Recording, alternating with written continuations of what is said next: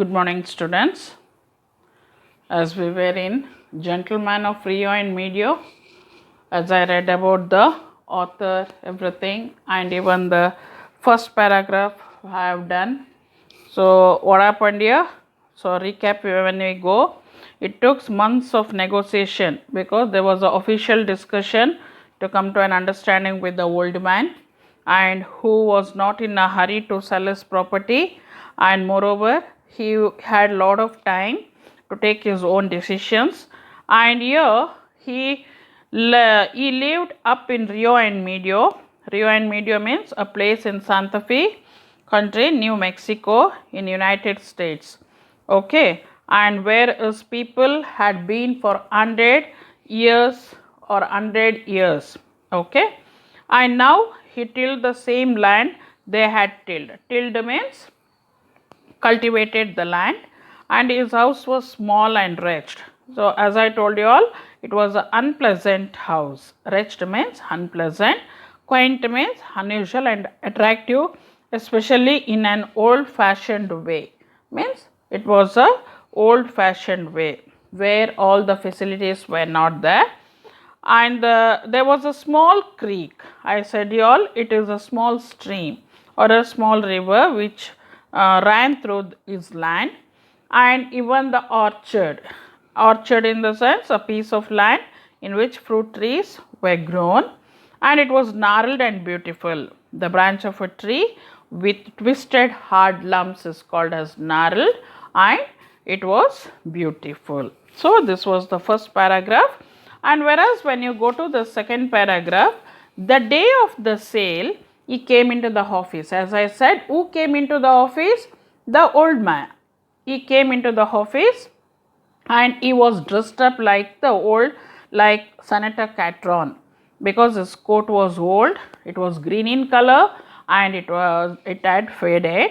And Senator Catron in the sense like Thomas Benton Catron, he was a senator from in New Mexico from 1912 to 1917. So this old man had such a big power with these people up there in the mountains, because he was the eldest person. He was in the mountains, and it was one of his old Prince Albert's in which way he had wore that dress, like it was a long double breasted coat. He wore gloves. As I told you all, it was old enough, it was torn, and his fingers were showed out. Okay, and here as a support he had carried a cane, but it was only a skeleton of a worn out umbrella.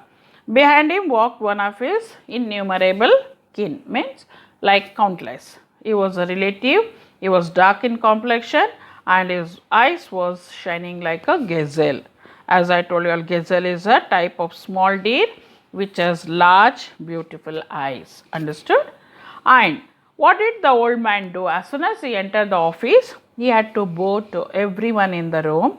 Then he removed slowly his hat and gloves, slowly and carefully, because already you know the condition of it. Later, how Chaplin once he had done in the picture, that too in a bank, he was the janitor. Janitor in the sense, as I told you all, someone whose job is to look after a school or a large building, or in our local language we can call him as a manager. Then he handed all his things to the boy, who stood obediently behind the old man's chair. So who was the boy here? One of his relative, that is a dark complexion boy who had the eyes like a gazelle. So now the old man had to give all the things, hand over it to him, and he was standing behind the old man's chair. Now next, when we go to paragraph 4, children, there was a great deal of conversation. What was the conversation here? It was about the rain and his family. So normally when we see somebody else, so we normally casually we speak about the rain, we speak about the family, and we speak about the weather, everything. He was very proud of his large family. Finally, we got down to business. Yes, he would sell. As he had agreed for $1,200 in cash, we would buy, and the money was ready. Don Anselmo, I said to him in Spanish, we have made a discovery. You remember that we sent that surveyor, that engineer up there to survey your land so as to make the deed. Well, he finds that you own more than 8 acres. He tells us that your land extends across the river and that you own almost twice as much as you thought.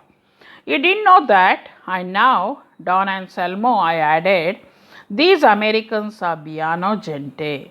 They are good people and they are willing to pay you for the additional land as well at the same rate per acre, so that instead of $1,200, you will get almost twice as much, and the money is here for you. The old man hung his head for a moment in thought. Then he stood up and stared at me. Friend, he said, I do not like to have you speak to me in that manner. I kept still and let him have his say. I know these people